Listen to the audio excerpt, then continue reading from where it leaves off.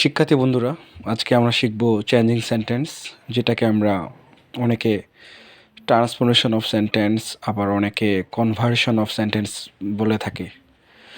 তো চেঞ্জিং সেন্টেন্সের অনেকগুলোই আলাদা আলাদা টপিক রয়েছে। তার মধ্যে একটি টপিক হচ্ছে অ্যাসার্টিভ টু ইম্পারেটিভ। তো ওই অ্যাসার্টিভ থেকে ইম্পারেটিভের উপর ভিত্তি করে ক্লাস 8, 9, 10 এসএসসি এবং এইচএসসি পরীক্ষায় 1 মার্ক থাকেই। তো আজকে আমরা শিখব অ্যাসার্টিভ থেকে ইম্পারেটিভ অথবা ইম্পারেটিভ থেকে অ্যাসার্টিভ কীভাবে করতে হয়। যখন একটি বাক্যকে অ্যাসার্টিভ করতে বলা হবে, অ্যাসার্টিভ থেকে ইম্পারেটিভ করতে বলা হবে, তখন সাইডে লেখা থাকবে মেক ইট ইম্পারেটিভ। আবার যদি অ্যাসার্টিভ করতে বলে ইম্পারেটিভ থেকে, তখন লেখা থাকবে মেক ইট অ্যাসার্টিভ। তো অ্যাসার্টিভ থেকে ইম্পারেটিভ করার শুরুতেই আমি একটা কথা বলে রাখি যে অ্যাসার্টিভ বাক্য হচ্ছে যে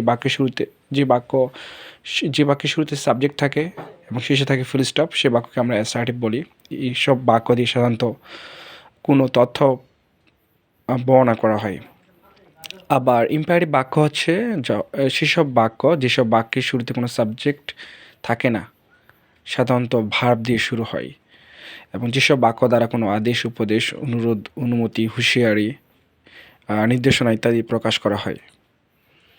তো যাই হোক, আমরা পরীক্ষায় যেভাবে আমাদের কোশ্চেনগুলো আসে সেই পরীক্ষার কোশ্চেনের আলোকে আমরা আমাদের রুলগুলো সাজিয়েছি। তো 1 নম্বর যে রুলটা হচ্ছে সেটা হচ্ছে অ্যাসার্টিভ বাক্যের শুরুতে সাবজেক্ট হিসাবে ইউ এবং এরপরে মডাল ভার্ব, তারপরে মেন ভার্ব থাকলে তা ইম্পারেটিভ করতে বাক্যের শুরুতে আমাদের ইউ, মডাল ভার্ব অথবা যে কোনো হেল্পিং ভার্ব থাকলে তা বাদ দিয়ে শুধুমাত্র মেন ভাবে ব্যবহার নিতে হবে। আমরা গঠনটি দেখি, যেমন এখানে আছে কি অ্যাসার্টিভ বাক্যের গঠনটি হচ্ছে শুরুতে ইউ আছে, তারপরে ইউ এর পরে শুড থাকতে পারে, মাস্ট থাকতে পারে, উড টু থাকতে পারে, অথবা যে কোনো হেল্পিং ভার্ব থাকতে পারে, অথবা কোনো হেল্পিং ভার্ব নাও থাকতে পারে। অবশ্যই মেন ভার্ব থাকবেই এবং মেন ভার্বের V1 থাকার সম্ভাবনা খুব বেশি। তারপরে অবজেক্ট বা এক্সটেনশন, শেষে ফুল স্টপ। তো এই গঠনের বাক্যটিকে যখন আমরা ইম্পারেটিভ করব, শুরুতে আমাদের যে মেন ভার্বটা আছে অ্যাসার্টিভ বাক্যের, ওই মেন ভার্বের V1 ফর্মটা নেব। মানে যেটা আমাদের অ্যাসার্টিভ বাক্যে থাকবে সেই ভার্বটাই আমরা বসাই দেবো। এই যে শুরুতে যে ইউ, তারপরে শুড, মাস্ট, উড টু যে কোনো হেল্পিং ভার্ব থাকে বা না থাকে এটা বাদ দিব আমরা। তারপরে মেন ভার্বের পরে অবজেক্ট নেব, শেষে অবশ্যই ফুল স্টপ। এখানে এক্সাম্পল দেওয়া হয়েছে, যেমন ইউ শুড ওয়ার্ক হার্ড, তোমার কঠোর পরিশ্রম করা উচিত। তো এখানে দেখুন শিক্ষার্থী বন্ধুরা, অ্যাসার্টিভ বাক্যের শুরুতে ইউ আছে সাবজেক্ট হিসাবে এবং শুড আছে, শুড হচ্ছে হেল্পিং ভার্ব, ইউ হচ্ছে সাবজেক্ট। তো আমরা এই নিয়মটাতে কী জানলাম যে যদি বাক্যের শুরুতে ইউ থাকে এবং শুড থাকে, তো আমরা এটাকে যখন আমরা ইম্পারেটিভ করব, আমাদের কী করতে হবে, আমাদের ইউ এবং শুড যে হেল্পিং ভার্বটা আছে এগুলোকে বাদ দিতে হবে, এগুলোকে আমরা তুলে ফেলবো। জাস্ট অ্যাসার্টিভ বাক্যের যে মেন ভার্বটা আছে ওই মেন ভার্ব V1টা নেব। তো অ্যাসার্টিভ বাক্যে কিন্তু মেন ভার্ব V1 ফর্মেই আছে। দেখুন আমরা কি করছি ইম্পারেটিভ বাক্যে, এখানে ওয়ার্ক হচ্ছে মেন ভার্বের V1 ফর্ম, তারপর বাকি অংশ হচ্ছে হার্ড। তো আমরা শুধু ওই ওয়ার্কের যে V1 ফর্ম আছে ওয়ার্ক সেটাই নিচ্ছি, ওয়ার্ক, তারপর বাকি অংশ হচ্ছে হার্ড, ওয়ার্ক হার্ড, শেষে ফুল স্টপ।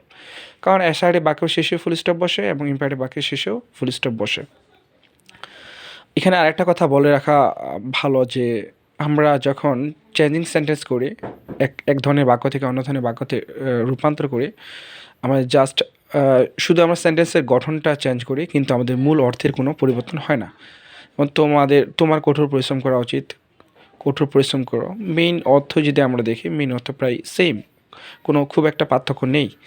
একইভাবে আরেকটা এক্সাম্পল দেওয়া হয়েছে, ইউ রিড ইংলিশ প্রপারলি, তুমি ভালো করে ইংরেজি পড়ো। তো আমরা যেভাবে নিয়মের শুরুতে দেখলাম যে যদি বাক্যের শুরুতে অ্যাসার্টিভ বাক্যের শুরুতে ইউ থাকে, তো সেটাকে আমরা কীভাবে ইম্পারেটিভ করতে পারি।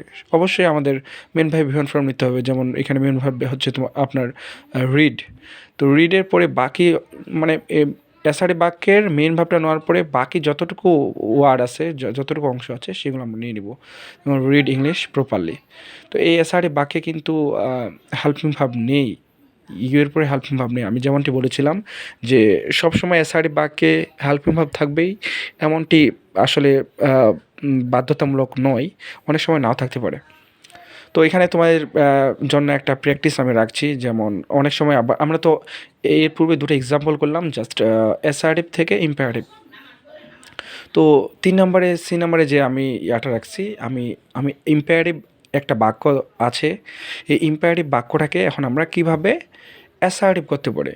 তো বন্ধুরা এটা খুবই ইজি, আমরা গঠন দেখলেই বুঝতে পারবো যে যে কোনো ইম্পারেটিভ বাক্যকে যদি ইম্পারেটিভ বাক্যের শুরুতে যদি V1 থাকে, যদি যে কোনো ইম্পারেটিভ বাক্যের শুরুতে মেনভাবে V1 থাকে, সেটাকে আমরা অ্যাসার্টিভ যদি করতে বলা হয় কোশ্চেনে, তাহলে সেখানে আমরা কী করবো, অ্যাসার্টিভ করার সময় জাস্ট সাবজেক্ট হিসাবে ইউ নিব, তারপরে আমরা শুডও নিতে পারি, মাস্টও নিতে পারি, উডও নিতে পারি, যে কোনো একটা হেল্পিং ভার্ব। তবে বেশিরভাগ ক্ষেত্রে শুড নেওয়াটাই ইজি আমি মনে করি। তো আমরা কি করব, জাস্ট ইম্পারেটিভ বাক্য যদি V1 দিয়ে শুরু হয়, আমরা ওইটাকে যদি অ্যাসার্টিভ করি, ওই V1 থেকে শুরু করে বাকি অংশটাতে নিবই, তবে তার আগে অবশ্যই you plus should helping verb বসিয়ে দিব, তাহলে আমাদের ইম্পারেটিভ থেকে অ্যাসার্টিভ হয়ে যাবে। যেমন এখানে আমরা একটু দেখি,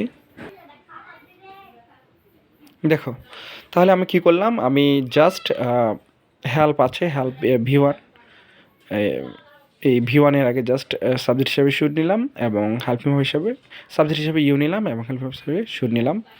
এভাবেই খুব ইজিলি আমরা অ্যাসার্টিভ থেকে ইম্পারেটিভ এবং ইম্পারেটিভ থেকে অ্যাসার্টিভ করতে পারি।